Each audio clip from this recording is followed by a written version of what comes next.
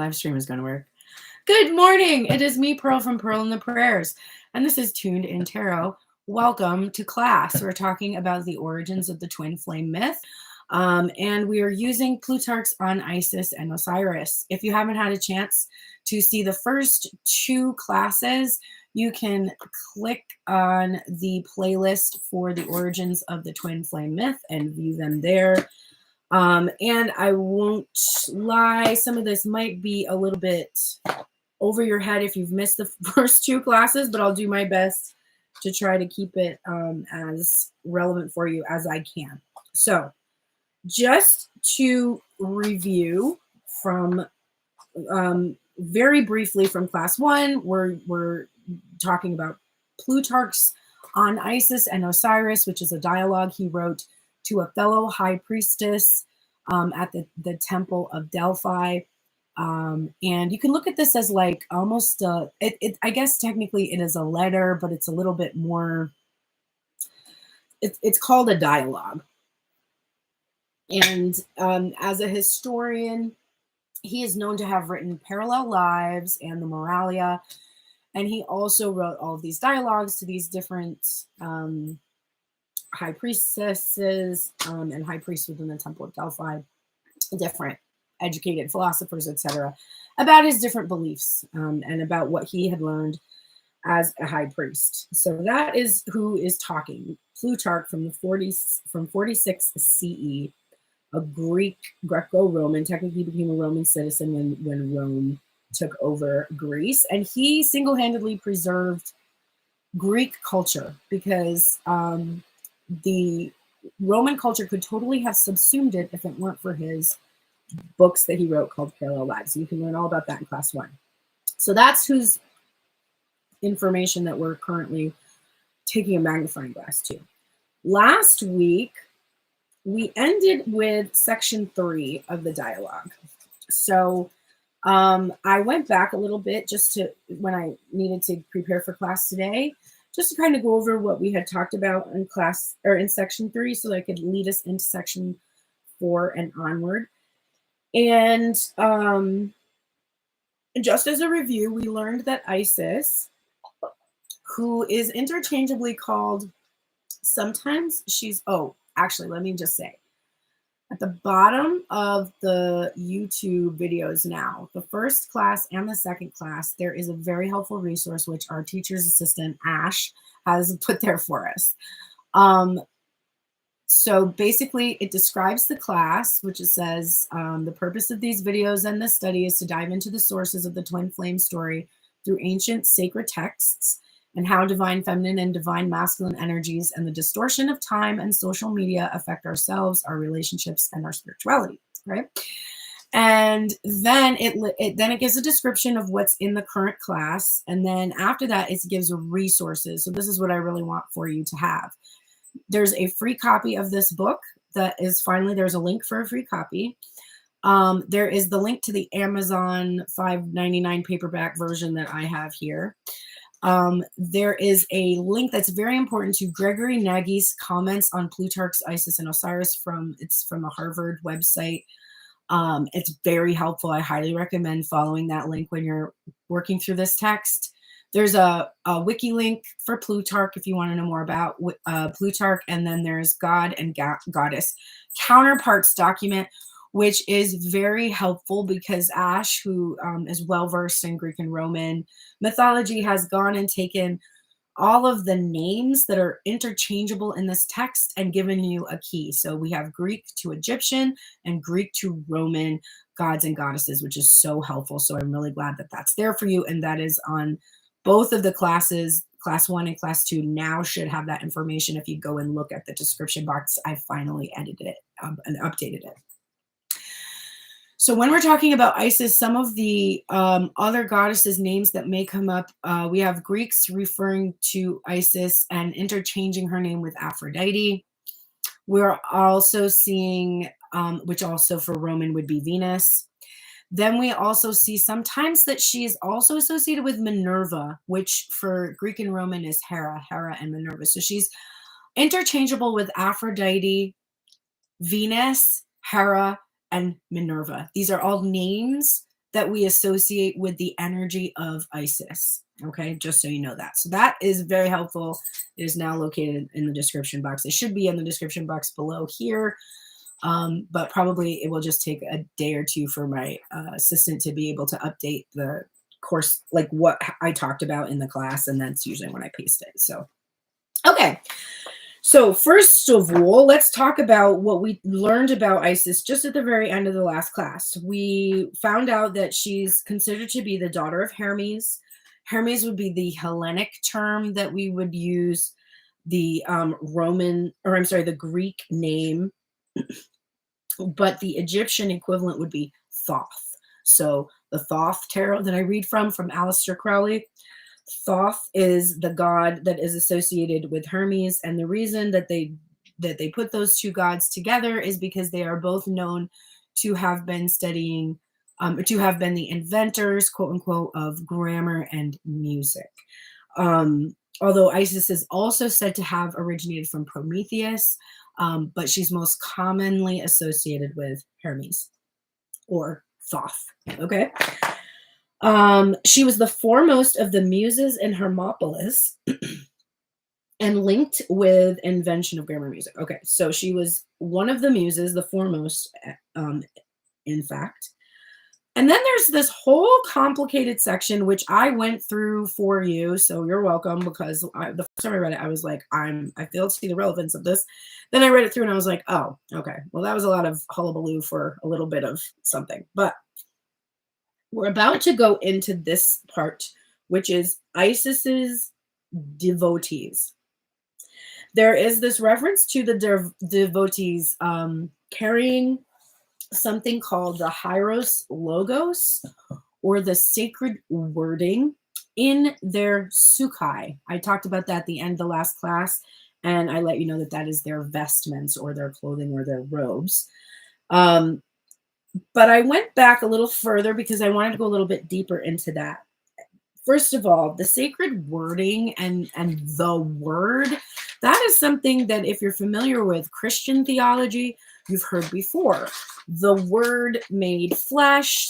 First there was the word, and then the word, whatever.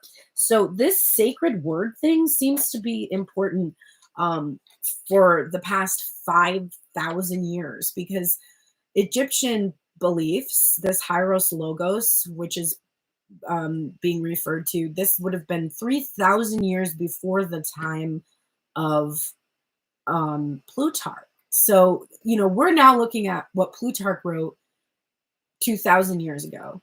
And Plutarch was analyzing what was documented about Egyptians from 3,000 years before him.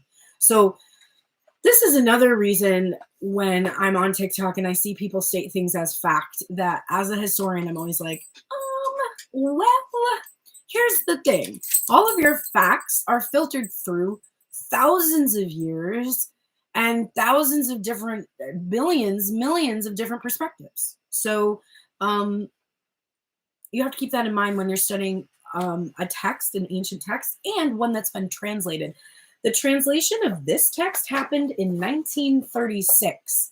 So this text was translated from Greek in 1936. What did people think like in 1936? What were their values like compared to ours?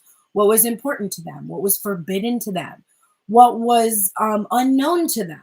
What the person who took this text and struggled with translating it into a modern text was a person of the mindset of the 1930s, literally 2,000 years after it had been written, really. So keep that in mind, right? We are looking at translations into English by people who have their own ideas, their own concepts, their own prejudices, their own biases. And always remember that when you're studying anything, because there's no point in declaring something a fact until, it's more just observing all of the things and then finding a way to connect the dots. That's really how you end up finding out most information from the past, extrapolating truth from the information in the past. Okay. So Let us continue talking about this last section, this section 3. So her devotees carry the hieros logos, or the sacred wording, on their vestments. So in order to be considered a devotee of Isis, you would have dressed a certain way, acted a certain way, behaved a certain way. And that's what we're going to look at in the next few sections. What I underlined or highlighted that I really thought was profound was that they are described, it says on page 3, if you're following along in this text, it says at the bottom in section 3, carriers of sacred things and wearers of sacred robes. And then it says, these are they that carry in the soul, as it were in a copper, the sacred story respecting the gods that cleanses the recipient from all superstition and magical follies. So the sacred wording was a way to understand all of the information respecting the gods without any superstition or magical folly. It's almost what I'm trying to do right now, which is really humbling. I'm almost trying to do exactly what the devotees of Isis were trying to do, which gives me cold chills. It's like basically how do I want to phrase this? So, okay, let's move on to page 4 and add this part. At the bottom of the first paragraph of page 4, Plutarch says, but the real Isisist, so this is somebody who believes in Isis, is devoted to her, etc. And he is also, by the way, considering himself and Clea, who he's writing to, true devotees of Isis themselves, is he that is competent to investigate by the aid of the word, which is capitalized just like it is in the Bible, the symbolism and the ceremonies connected with these deities, and who meditates upon the truth which is involved in them.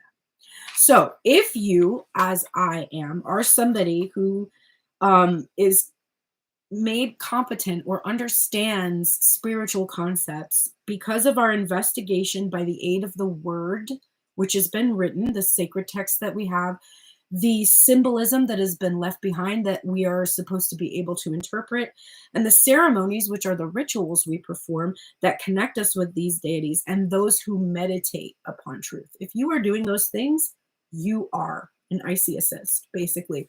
You are in alignment with Plutarch and Clea in the exploration of these sacred concepts.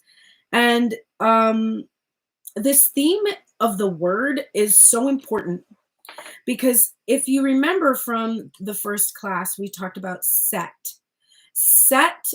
dismembering and making disappear Osiris. But actually, when you start to really read through these texts, what you realize is that Osiris himself was considered the hieros logos, the sacred word. So again, Osiris isn't a dude and Isis isn't a lady, and they were not human beings that walked around on the earth and had a twin flame relationship.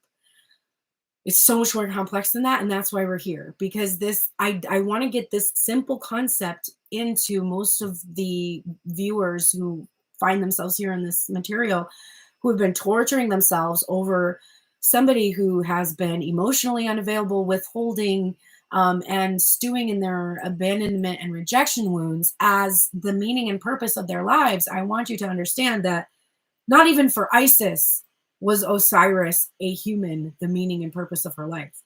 Osiris is representing the body, the word, kind of like Jesus, almost exactly like that in this context of being torn apart, torn asunder, and then put back together again, and who puts it back together but who? Isis assembles and puts it together and gives it a tradition to those that are being initiated. So her job, that's why she's associated with Minerva, because Minerva is the goddess of wisdom and she teaches, etc. And Isis also, her job was to take everything that had been torn asunder by Set, who is kind of like a devilish energy, like the ego. And Set is the mind, took apart all of the truth, right? It takes all of the truth and it distorts it, and it fractures it and loses it. It doesn't have the truth anymore. And it turns out that even in this context, that this is a necessary part of the journey, because you have to basically have everything torn apart, forget everything, no longer have a context for why you're here and what you're doing, in order for you to find a purpose and um, understand all of the concepts that are connecting you with the divine, which is kind of an incredible thing. So this story is not simply about a couple of literal twins, by the way. So if you're like, oh, my twin flame, is your twin flame your twin by biology? Because Isis and Osiris were biologically twins, according to this book, but they weren't physical. And so that's another thing. Like, we're going to get to that later, but we're going to look at how the Egyptians gave a name to these much larger, ineffable concepts, like the Nile itself, like the land of the Nile, the water of the Nile, all of the things that were integral to their society. They gave it these names, they gave it these personifications to be able to deliver the sacred word. It was through this storytelling that they could share these concepts with people, so that they would understand what the connection with the gods was supposed to be like, what the deity, how the deity functioned, that it was within you, all that kind of stuff. Okay. So that is a review and an expansion of the last class that I just did. We ended on the third section. We are now on page 4, and we are starting to look at section 4. Now, this part, I give you permission to just let me tell you what it says and skip it if you want. Because, to be honest, there's a lot of details in here that really are not that useful for our purposes, but they may be interesting to you. And Bluetark is he's quite a good writer. So it's not like you're losing out by reading it, but it is a little dense, and some of it is not stuff that we're commonly dealing with right now. I'm actually not reading a story. The picture behind me was a gift to me. It says, "I refuse to sink." And a really lovely person gave that to me because she said that embodied who I am. So that's what the anchor picture is about. Thank you for asking that. I'm teaching the origins of the twin flame myth. And if you're interested in learning more about it, you can follow me on Tuned in Tarot YouTube, and you can see the last 2 classes that I did. And there's a playlist called The Origins of the Twin Flame class. So you can take the class if you would like to. And we are on this. This is the second class, because there was like an intro in the first class, but we talked about Plutarch. Now we're getting into some of this more esoteric information. But let's learn about the priests and the devotees of Isis. And why would we be interested in this? Well, number one, I am a high priestess. I don't know how you consider yourself, but I have been considered a high priestess in my coven now for 2 years. And I think there are a lot of people who claim to be, spiritual people, but they base most of their spirituality on TikTok and on Google. And it's a wealthy source of information, but true spiritual, what do we want to call them? I don't know. Like, I always think of the Desert Fathers in the Catholic Church, like St. Thomas Merton, or people who seek truth. You're usually spending your life studying religious and sacred texts until you die. So it's something that interests you. It's something that draws you closer to the deities. It is something that just deepens your wisdom, and it's one of the reasons why I'm interested in how the high priests and high priestesses of Egyptian time and Greco-Roman time, when Plutarch was writing this, behaved. What are the things that were preserved? What are the things that were not preserved? And where are the similarities that we see in religious practice today? Because we are really taking those from those early Sumerian and Egyptian and Indian or Hindu beliefs, because those are the very first written spiritual beliefs that we know of, right? So I find this stuff very interesting. And I am going to go over it for those of you that are interested. Let's get to it. So number 4, we're talking about the reasons that priests cut off their hair and wear linen robes according to Plato, because Plutarch would have been a Platonic philosopher. He was interested in Socrates and Plato. So he would, reiterate their beliefs. He would perpetuate them. He would apply them. He would use them to create context for himself. So you also have to keep that in mind when you're studying Plutarch. I could have been really mean and I could have made us study Plato first. And I almost did, because there is part of we are going to go back to Plato, but I decided to start with Isis and Osiris because it was a bit sexier. And also I was really curious about this book and started reading it just right when I got it. But eventually we are going to go to Plato because we have to talk about the twin souls that Plato talks about. Especially because Plato was not writing about the twin souls as if that was something he believed was true that happened. What he was writing, what he was doing is creating an analogy for the concept of fluid gender and sexuality. So gender fluidity and sexual fluidity, that's what he was trying to illustrate with his idea of the twin souls. But that shit ain't about the twin flames, though. It's just literally how he was like, picture this, okay? He's in a bar with Socrates and a bunch of people, and they're all chatting, and they're like, well, this is what I think. This is what I think. And someone's like, well, why is this way? And Plato's like, let me tell you what.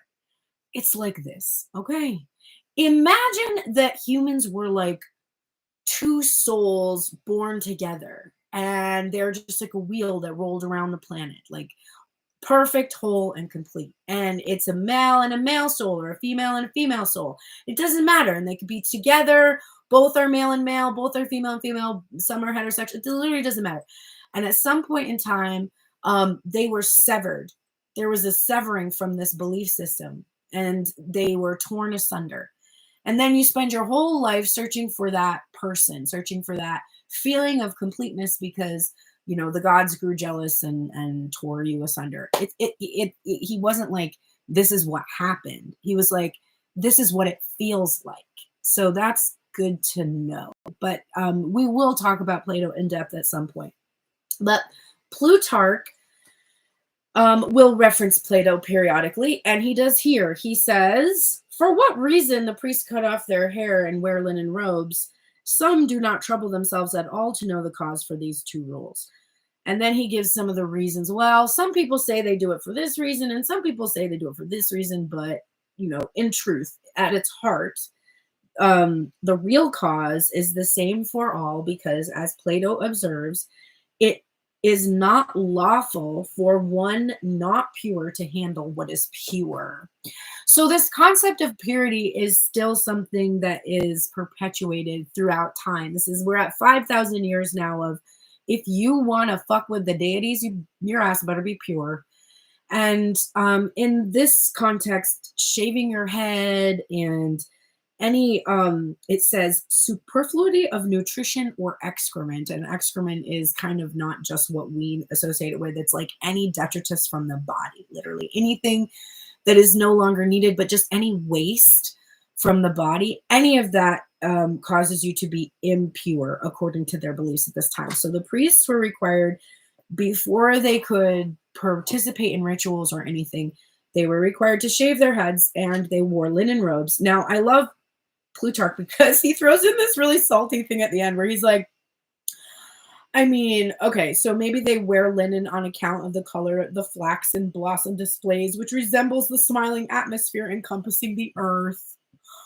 Or maybe he's at the end, he's saying, maybe this covering is well suited also to any season, and is least of all others apt to breed lice, as they say, concerning all which points there is another legend. Okay, so here's what I love about Plutarch.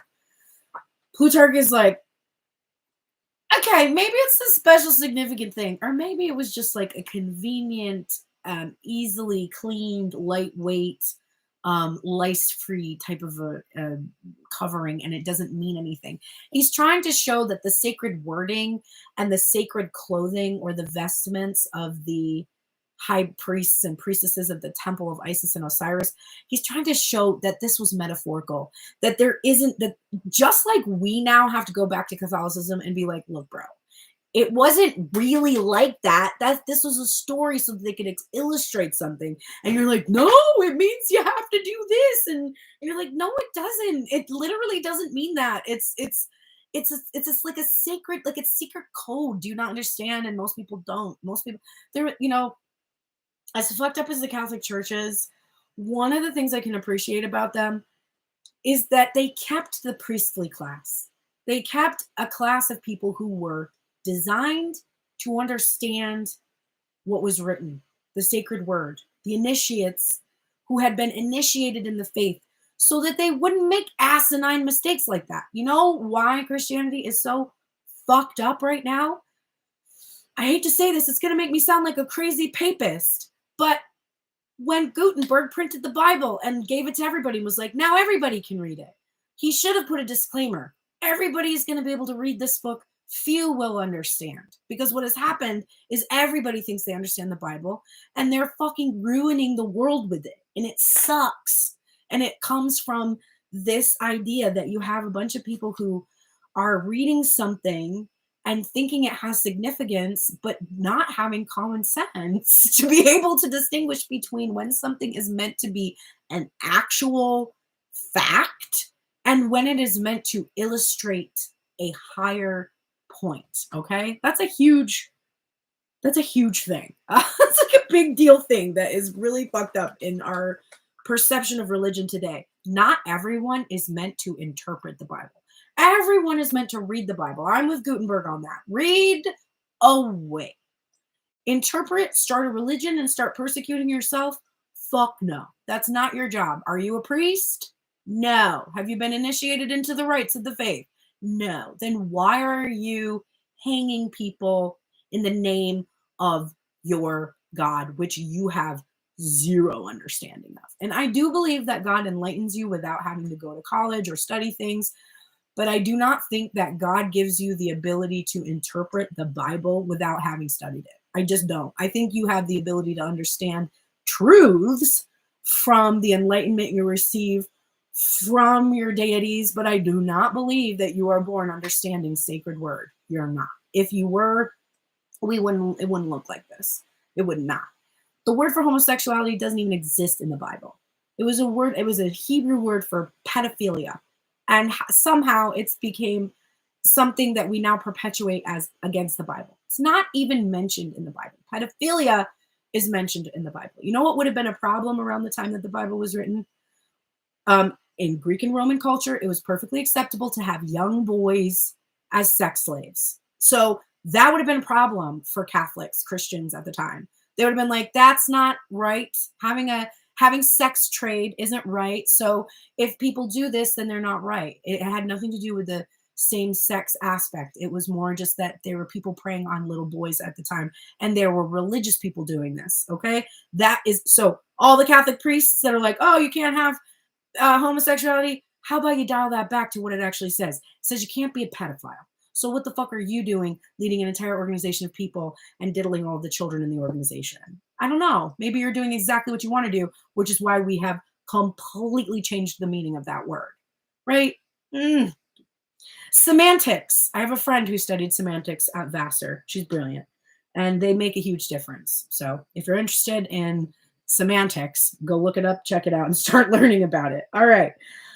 So section 4, that entire section, he's really just like, yeah, so there were these specific vestments that they wore and they shaved their heads. But the reason, the core of this is really purity. It doesn't really matter. You don't have to wear a linen robe and shave your head to be an initiate of Isis, in other words. But there was something about the sacred vestments, which is what people clothe themselves in. Have you ever heard of like it happens a lot actually in Christian religions to like clothe yourself in the words of God, like to wear them on your sleeve, wear your heart on your sleeve. There's all kinds of like metaphors for that. Okay. 100% I can tell that I channel even when I teach this information, because when I was reading and writing that stuff down last night, the depth of that information didn't have that kind of fullness. It just had. All right, section 5. Again, so we're going to go over section 5, 6, 7, and 8. It sounds like a lot, but each one of these kind of breaks down. We're almost at the end of the class here. So it's basically the same type of thing. Each section is like, they didn't do this, they didn't do that, they didn't do this, and this is why. Section 5, it says, priests reject lamb, mutton, and pork during fasts. They even banished salt because salt makes people more fond of drinking and eating. And even Apis, which would have been the fertility god, the bull god. You've probably seen Apis, the bull-headed thing. The Apis was not allowed to drink the water of the Nile. They believed that the water of the Nile made you fat, that if you drank the water of the Nile, that you would get fat. And I think the reason they believed that probably was because the Nile was this source of abundance and life, and it caused the land to grow. And so they probably felt that if you drank this water from the Nile, that you would grow the way that the land grow or whatever. And apparently, even in the Egyptian period, corpulence was not something that was desired. So he talks about that, and I took a note of that because I thought that was interesting. Then he talks about alcohol. He says, in section 6, it is not decent to drink when the Lord and King of the day is looking on. And I think that's funny because we still have this association. 3,000, 5,000, I keep forgetting this, 5,000 years later. 3,000 years up until Plutarch, 5,000 years to us. But 5,000 years have gone by, and we still feel weird about drinking during the day. I think that's funny. People drink during the day, like, it's kind of early for a drink. The Egyptians would have been like, bitch, you do not drink. The priests, anyway. The priests would have been like, you do not drink when the Lord of the King of the day is looking on. So when the sun is out, there is no wine. They did have ceremonies with wine. Plutarch tells us that there was wine used, but it was sparingly. There were many fasts where it was forbidden. And it's funny because he says, Plutarch is honestly funny. If you can get into this text, he's actually pretty funny. He says here, so he says the quote about, it's not decent to drink when the Lord and King of the day is looking on. The others use it indeed, but sparingly, and keep many fasts where wine is forbidden. And then he says, during which they spend their time in arguing, learning, and seeking things pertaining to religion. I just like that he says they fast from wine, and while they do that, they actually will then argue like they're not getting along. And they can't have wine within them when they are trying to learn or seek things pertaining to religion. He talks about the kings using measured wine and sacred books. He refers to a historian named Hecataeus. And then he talks about they began to drink from the reign of Psammetichus, for before him they drank no wine. Neither did they make libation of it. Libation is where you pour the wine out for your gods. And I thought this was interesting and made note of it. He says, neither did they make libation of it as a thing acceptable to the gods, but as the blood of the gods' greatest enemies, out of whom they believe it sprung when they were fallen and mingled with the earth. For which reason the being drunk makes men out of their senses infurious, inasmuch as they are then possessed by the authors of the blood. This story, Eudoxus tells us in the second book of his travels, is so related by the priests. So priests have this tale that wine, which comes from grapes, it sprung when they were fallen. So their enemy's blood pours upon the ground, and then grapes spring up from this. And so that's where wine comes from. And when men drink it, it makes them possessed by the authors of this blood. So like the soldiers, the crazed soldiers or whatever that died. So that was a belief that priests had. So in other words, it was considered spirits. It wasn't considered healthy to consume it a lot, and it certainly wasn't a part of magical ceremony or initiation at that time. He then talks a lot about fish. He says they abstain from eating fish. And then he said this, which I thought was really interesting. They believed, the priests, hold the sea to proceed from fire. So the sea comes from fire. And as distinct from all else, neither a part nor an element of nature, but something of a different sort, both destructive and the occasion of disease. So the sea was actually seen As this destructive force, it carried diseases, and so they actually did not eat fish. And he even mentions that the shipmates of Ulysses on that long voyage out at sea, they suffered with hunger before they were reduced to the extreme of want to consume fish. So it's literally like the last thing they would eat, which is very interesting. I did not know that. And then finally, the last section that I wrote about was section 8, and it says no garlic. I was like, I'm sorry, I'm Italian. We're doing garlic. What do you mean? But that was also interesting what they said. They don't eat garlic. And these are the priests, the high priests of Isis, the devotees of Isis. They don't eat garlic because it naturally grows or flourishes while the moon is on the wane. And it makes one thirsty and shed tears when they eat it. So it dehydrates your body, I guess. And swine also copulates when moon is on the wane. So that was one of the reasons why they wouldn't eat swine. And the story of that is because there is a tale of Set pursuing a swine by the light of the full moon when he discovers the wooden coffer in which lay the body of Osiris, that was scattered into the 14 pieces. Now, Plutarch lets us know that this legend of Set hunting swine in the moonlight and seeing and running across Osiris's body, that could have been a myth or a legend. He just points that out. He's like, this could be a false legend. But that's one of the reasons why they don't eat swine. So he also points out at the very end of this section, most notably, that there was a king, King Nevis, that first drew away the Egyptians from their old way of living without voyaging, without money, and of primitive simplicity. So they used to be very simple, very austere. They were hostile to luxury, extravagance, and delicate living. But there's a column in the Temple of Thebes that has this story written upon it about King Nevis, who drew them away from this simple life and kind of brought them into a life where they were having, like, more decadence, etc. And he says, it is further said that Technotus, the father of Benchorius, once, when marching towards Arabia, when his table service was behindhand, dined upon what food was procurable, and afterwards slept soundly upon a mattress, and thus became enamored of simple fare, and in consequence of this uttered a curse upon Nevis, and with the approval of the priest set up a pillar publishing the anathema. So basically, Technotus, this dude that was traveling, discovered that all of the fancy foods he was eating and stuff, that when he ate just the simple fare, that he was able to sleep better, that he didn't get sick, that he felt better.